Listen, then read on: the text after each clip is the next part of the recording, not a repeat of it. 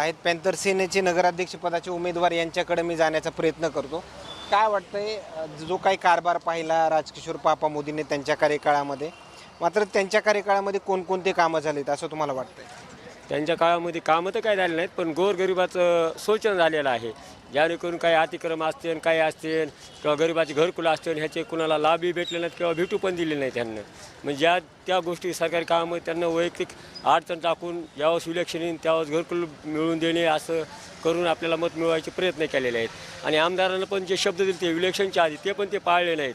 2 दिवसाला 4 दिवसाला पाणी सोडतात. 15 आता तर पहिलं तर 2-4 दिवसाला 8 दिवसाला, आता तर 15-20 दिवसाला पाणी सोडतात.